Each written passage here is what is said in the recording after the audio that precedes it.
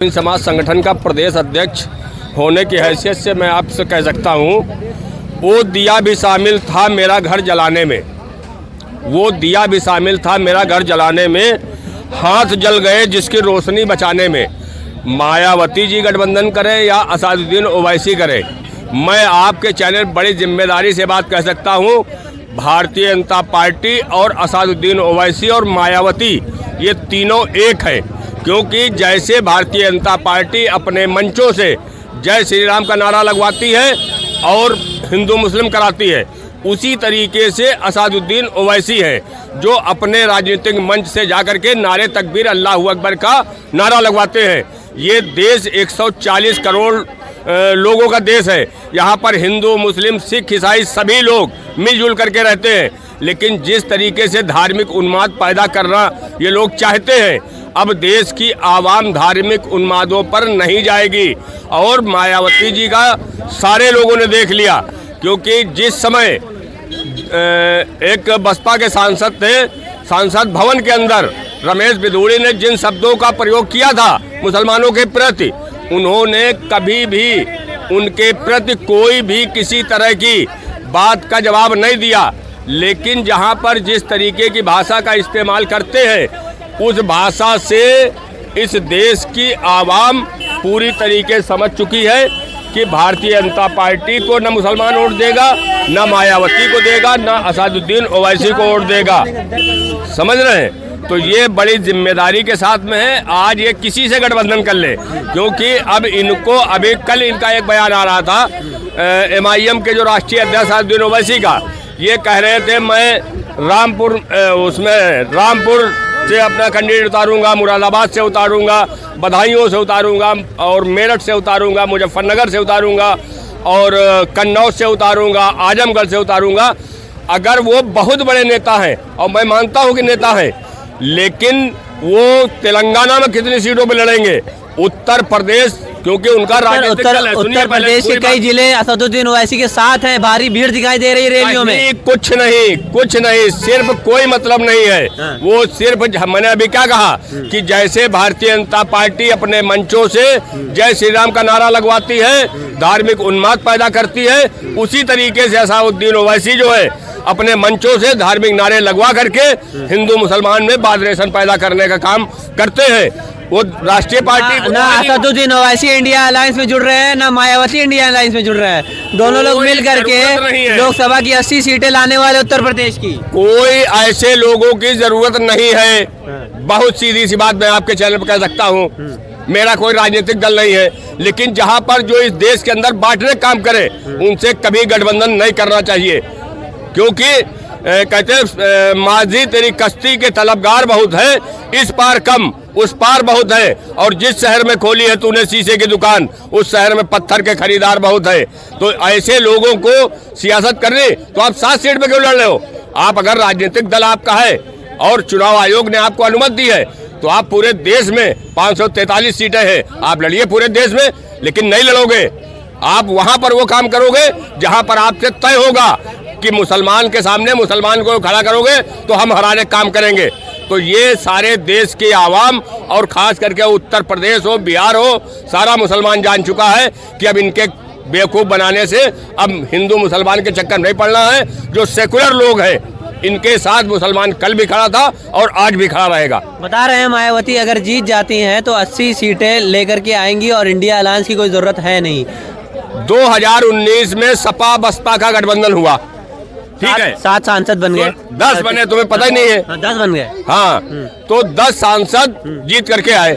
Samajwadi party के 5 जीते और 4 महीना नहीं बीता, क्योंकि उनका काम हो गया, वो अपना किनारा कस कर लिए।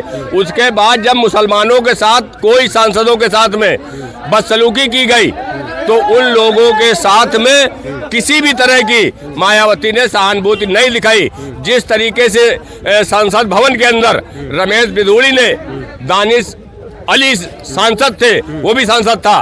कौन कौन से शब्दों का प्रयोग किया, मायावती की जुबान नहीं खुली। तो इस वजह से मायावती पूरी तरीके से मुस्लिम विरोधी है।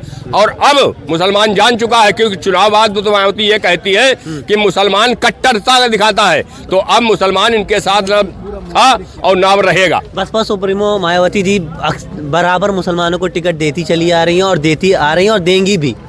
मायावती जी टिकट नहीं देंगी, भाजपा जो कहेगी वो करेंगी। समझ रहे हैं? कहने पे चलती है। भाजपा के कहने पे मायावती जी काम करती हैं।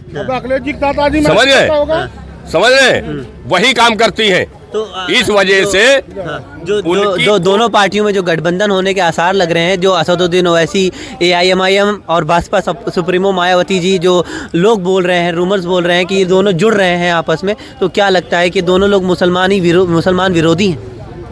फिर वही हमने क्या कहा, आप कोई किसी को गठबंधन करने से रोक नहीं रहा। भारतीय जनता पार्टी 38 दलों से अपना गठबंधन किए है, तो कोई रोक रहा है इनको? आप राष्ट्रीय क्या कहते हैं, राजनीतिक दल है, आपका रजिस्ट्रेशन आपका है। आप पूरे देश में 543 सीटें वहां क्यों नहीं लड़ रहे? खाली जहां मुस्लिम बाहुल सीट वहीं पे आपको दिखता है। आप लड़िए, पूरे देश में उत्तर प्रदेश के अंदर 80 सीटें हैं, तेलंगाना में रहते हैं, कितनी सीटों में लड़ेंगे वहाँ पे? विश्व गुरु पार्टी जो भारतीय जनता पार्टी है, वो तो 543 में लड़ ही नहीं पा रही है, तो वो कहाँ से लड़ जाएगी? अखिलेश यादव क्यों नहीं लड़ पा रहे 543 पे? मायावती क्यों नहीं लड़ रही 543 पे? कांग्रेस 543 पे लड़ रही है। ये इल्जाम लगा देना एक पार्टी के ऊपर, कल को अभी मायावती और अखिलेश का गठबंधन हो जाएगा तो बहन जी बुआ हो जाएंगी। आज जो बीजेपी की बी टीम है, कल गठबंधन होने जा रहा है। बता दे रहा हूँ आपको, ब्रेकिंग न्यूज दे रहा हूँ, 15 दिन के अंदर बसपा गठबंधन में आ रही है, इंडिया गठबंधन में। अच्छा, इंडिया अलायंस में? इंडिया अलायंस में 15 दिन के अंदर आ रही है बसपा। अरे इंडिया अलायंस में नहीं आएगी बसपा, और जो है AIMIM का जो है गठबंधन हो जाएगा। 15 दिन के अंदर बसपा आ रही है गठबंधन में। 15 दिन के अंदर, दादा के साथ सीना ठोक के कह रहा हूँ, 15 दिन बाद इनसे मिल लेना, हमसे मिल लेना, बसपा गठबंधन में आ रही है। बता रहे उत्तर प्रदेश की बुआ और भाईजान दोनों साथ मिलकर खेला दिखा देंगे। खेला वाला कुछ होने वाला नहीं है। 70 से 75 सीट भारतीय जनता पार्टी जीत रही है। सिर्फ मुसलमान 20% किसी एक पार्टी को न जिता सकता है, न हरा सकता है। वही 20% नोट में जो 2-4 सीट जीत पाएंगे ये लोग इंडिया गठबंधन अभी ओम प्रकाश राजभर का बयान आया था, मुसलमानों के प्रति बड़ी बातें कह रहे थे, जबकि पिछली बार इलेक्शन में ओम प्रकाश राजभर असदुद्दीन ओवैसी के साथ मिल रहे थे, कुछ रूमर्स आ रहे थे। तो ये कैसे बयान आ रहे हैं ये? अरे क्यों ऐसे आदमी के यार तुम नाम ले रहे हो? मुझसे क्या मतलब है? और वो तो उसका तो दिमागी तवाजन पूरी तरह फेल हो चुका है, क्योंकि इस लालच में आया था भारतीय जनता पार्टी में कि हम मंत्री बन जाएंगे। लेकिन योगी जी ने अपना हंटर चला दिया, क्योंकि योगी जी को तो उसने कहा था कि हम तुमको ऐसी जगह भेजेंगे जहाँ से भीख मांगने की ट्रेनिंग दी जाती है। योगी जी को ये सारे शब्द याद थे। इस वजह से अभी इनको और देखते जाइए इनका हाल क्या होगा। ये जिस तरीके की भाषा का इस्तेमाल करते हैं, एक राजनेता की ऐसी भाषा नहीं हो सकती है, क्योंकि इनके दिल में खुद ये परिवार की अपनी बात करता है। क्योंकि अभी 22 में समाजवादी पार्टी से टिकट ले करके अपने बाप बेटे के अलावा बाकी टिकट बेच दिए, पैसा कमा लिया, तो अब उसके बाद पैसा हो गया। इस वजह से उसका दिमागी तवाजन ठीक नहीं है। इस वजह से कहीं मुसलमानों पे बताता है कि मुसलमान एक प्लेट बिरयानी पे इनका जमीर नहीं। अरे तुम अपने जमीर की क्यों नहीं याद दिला रहे हो? बीजेपी से भीख मांग रहे हो कि हमें 2 सीट मिल जाए, 3 सीट मिल जाए, क्यों भीख मांग रहे हो? तुम्हारा तो राजनीतिक दल है ना, लड़ो ताल ठोक करके। लेकिन तुम्हारी हैसियत नहीं है, सिर्फ तुम 2 जिले के नेता हो, इसके अलावा तुम्हारा उत्तर प्रदेश के अंदर कुछ भी नहीं है। और अगर तुम्हें नेता बन रहे हो, अलग हटो भाजपा से और लड़ो। उत्तर प्रदेश के अंदर 80 सीटें हैं लोकसभा में, तुम्हारी हैसियत जमीन पे आ जाएगी, जो असलियत पता चल जाएगी। असलियत पता चल जाएगी, जमीन पे आ जाएंगे। सिर्फ बनारस और बलिया और आजमगढ़ के जो ख्वाब देख रहे घोसी का, ये पूरी तरीके से नाबूद हो जाएंगे। समझ रहे? ये भाजपा की वजह जो चिल्ला रहे हैं, तो ये भाजपा इनको मंत्री संतरी नहीं बनाएगी। ये चक्कर में रहे कि हम, क्योंकि इन्होंने जो योगी जी के साथ जिन शब्दों का प्रयोग किया, योगी जी को उनका एक एक शब्द याद है। चाहे जो भी कहे, ये मंत्री नहीं बनेंगे। और 1 सीट हो सकता दे दें, और वो भी आज लिख लो, जिस सीट से लड़ेंगे चुनाव नहीं जीतेंगे। नोट कर लेना इस सीट को। जिस सीट से लड़ेंगे चुनाव, सीट से भी लड़ेंगे, ओम प्रकाश चाहे कोई लड़े, इनके पास गारंटी शुदा हारेंगे। उत्तर प्रदेश में नाम है ओम प्रकाश राजभर। अरे 2 जिलों में यार नाम है, और कहाँ नाम है? लखनऊ में कौन उसको जानता है? आप लोग बताते हो लोगों को, लड़ ले लखनऊ से, हार जाएंगे। अरे जमानत नहीं बचेगी, तुम हारने की बात कर रहे हो। जमानत नहीं बचा पाएंगे। जमानत लखनऊ में नहीं बचेगी ना, कह तो रहे हैं आपके चैनल पे, लड़ ले, लेकिन नहीं लड़ेगा। वो अपने को बहुत बड़ा काबिल, लेकिन योगी जी ने उसकी सारी काबिलियत को जमींदोज कर दिया है, समझ रहे हैं? क्योंकि एक मुख्यमंत्री को आप इन शब्दों का प्रयोग करेंगे तो फिर तुम्हारे दिल में जरा सी भी उनके लिए जगह नहीं है। अच्छा, आप इस गठबंधन को गलत मानते हैं क्या? ये जो दलित है, मुसलमान है, दोनों साथ मिलकर के लड़ेगा। उत्तर प्रदेश में मायावती एक बार पूर्व मुख्यमंत्री बन चुकी हैं, तो क्या लगता है लोकसभा चुनाव में क्या खेल नहीं हो पाएगा? मायावती 4 बार की मुख्यमंत्री है, 1 बार की नहीं मुख्यमंत्री है, समझ रहे हैं? हाँ। लेकिन उन्होंने अपने क्रेज जो है, जो इनके साथ दलित और मुस्लिम था, तो ये तो वोट लेने के बाद कहती है मुसलमान कट्टर है, तो क्यों दे देगा तुमको वोट, क्यों देगा? तो इस वजह से आज की तारीख मायावती जी के साथ में दलित भी नहीं है, समझ रहे? वो भी चंद्रशेखर आजाद के रावण के साथ में है। चंद्रशेखर रावण के साथ है दलित? चंद्रशेखर रावण के साथ में है। आज अभी कह रहे चंद्रशेखर रावण नगीना चुनाव जीतेगा। चंद्रशेखर रावण तो अखिलेश के साथ मिल गए। हाँ, वो लड़ेंगे, लेकिन वहाँ से दलित कह रहे चंद्रशेखर रावण के साथ में दलित समाज है। अब मायावती से भरोसा उठ गया दलित समाज। अब ये भूल जाए, कह रहे हैं ना, चंद्रशेखर रावण दलितों का नेता बहुत मजबूत पैदा हो गया। बताते हैं 40% दलित है कम से कम उत्तर प्रदेश में। हम कह रहे 40% हो, 42 हो, 38 हो, उससे नहीं मतलब है, लेकिन अब इनके साथ नहीं है, मायावती के साथ नहीं। क्योंकि आज तक ये बता दें 2019 में चुनाव हुआ, उसके बाद एक भी मीडिया के सामने आना हो, किसी पार्टी के वर्कर के साथ में रहा हो, सिर्फ एक आदमी उनके साथ में है, वो सतीश चंद्र मिश्रा। इसके अलावा 10 सांसद उनके चले जा रहे हैं दूसरी पार्टियों में। मतलब दलितों का 10 सांसद आज उनके पास कोई है ही नहीं। दलितों का भरोसा तोड़ दिया है ही नहीं, उनके भरोसे के नेता नहीं। अब वो सिर्फ बुआ भतीजा अपना बस वही काम चलाएं और बीजेपी से मिली रहे, बची रहेंगी। एक बड़ा खेला होने जा रहा है उत्तर प्रदेश में। सुप्रीमो मायावती और जो है असदुद्दीन ओवैसी, दोनों लोग गठबंधन करने की रूमर्स आ रहे हैं। इंडिया अलायंस से दूर होके ये दोनों आपस में उत्तर प्रदेश में चुनाव लड़ेंगे। क्या लगता है कि ये दलित मुसलमान कुछ खेल कर पाएंगे? अभी चुनाव का आचार संहिता लगने दो, बहुत बड़ा खेला होगा इंडिया से। इंडिया से इतना बड़ा खेला होगा कि गुजराती सब गुजरात जाएंगे, गुजराती गुजरात चले जाएंगे। यूपी वाले ही जा करके कुर्सी पर बैठेंगे, यूपी वाले कुर्सी पे बैठेंगे, उत्तर प्रदेश वाले ही प्रधानमंत्री के कुर्सी पर बैठेंगे जा करके। अब गुजरातियों का खेल नहीं चलेगा, नहीं चलेगा। ये तो इनके प्रत्याशी जो है टिकट वापस कर रहे हैं सब ना, ये जिसको चुनाव लड़ने की भाजपा के प्रत्याशी टिकट वापस कर रहे हैं। किए नहीं, दो 3 लोग किए नहीं। पवन सिंह, जिसका जमीर जिंदा है वो भाजपा चुनाव नहीं लड़ेगा। जिसका जमीर जिंदा भाजपा चुनाव ही नहीं लड़ेगा, कभी नहीं लड़ेगा वो। बड़ी बात कह रहे हैं। देश को बिकना देखना पसंद नहीं करेगा। ये लोग देश को बेच रहे हैं, नौकरी खत्म कर रहे हैं, बेरोजगारी बढ़ा रहे हैं, और गरीबों के साथ क्या हुआ बताइए? दिल्ली से अभी ओला गिरा। मैं जानना चाहता हूँ आज प्रधानमंत्री जी से कि जब हम किसान क्रेडिट कार्ड से पैसा लेते हैं लोन, तो उस पर बीमा होता है, 2000-3000 रुपया बीमा पैसा बैंक काट लेता है कि ये तुम्हारा फसल अगर क्षतिग्रस्त हो जाएगा तो मैं बीमा इसका कर रहा हूँ, इसका पैसा दिलवाऊंगा। क्या कोई बीमा कंपनी, प्रधानमंत्री जी की बीमा कंपनी किसी एक किसान को पैसा देती है उसका? भाई ऐसा कितना बड़ा घोटाला हो रहा है हमारे देश में, कोई नेता इस पे बोलने के लिए तैयार है?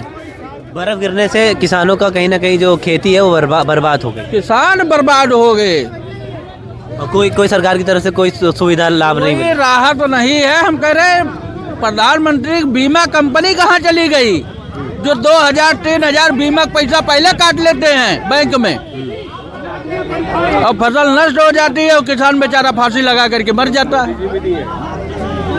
तो बहुत बड़ी विडम्बना हमारे देश की है।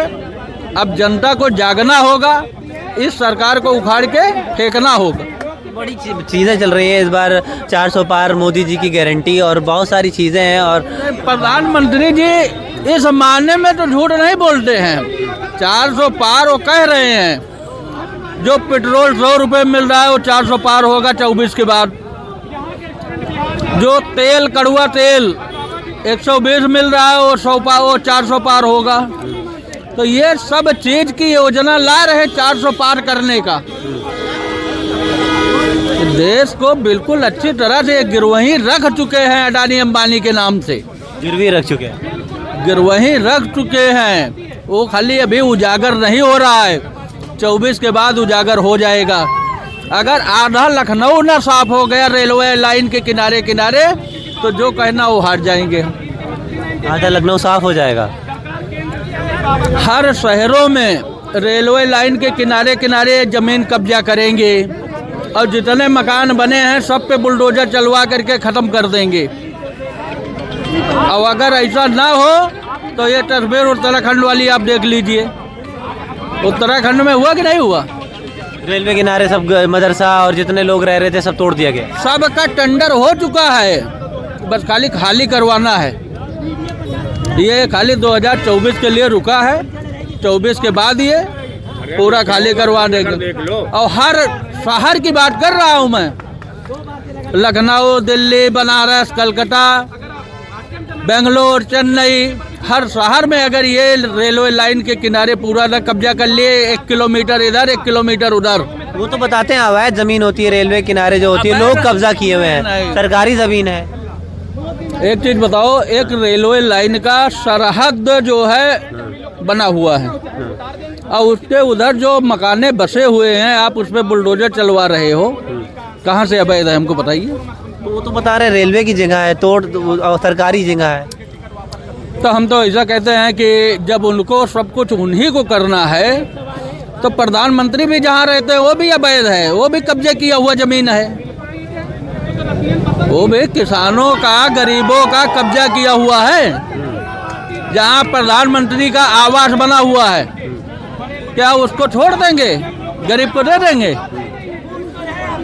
ये हमारा देश, हमारी जनता जान रही है कि हमको 3 चीज चाहिए, 4 चीज, शिक्षा, बेरोजगारी, महंगाई पे काबू। इसी मुद्दा पे जनता वोट करेगी, बाकी ये जुमलेबाजी पे कोई वोट करने वाला भाजपा को नहीं। शिक्षा, महंगाई, बेरोजगारी, ये मुद्दे रहेंगे। और तो ये तो पहले जो 14 से पहले स्मृति ईरानी जो सिलेंडर लेकर सर पे घूमा करती थी और बताती थी महंगाई, अब की बार मोदी सरकार बहुत हुई महंगाई की मार। तो ये स्मृति ईरानी जी जो अमेठी से लड़ी हैं, अमेठी में विकास क्या की है अभी तक और क्या विकास हुआ है अमेठी में? तो वही तो हम कह रहे हैं, बहुत हुई महंगाई की मार अब की बार कांग्रेस सरकार। भाई हम लोग तो इनको ला करके देख लिए ना, अब ये उसको बढ़ा दिए, डबल टिबल कर दिए, तो बहुत हुई महंगाई की मार अब की बार कांग्रेस सरकार।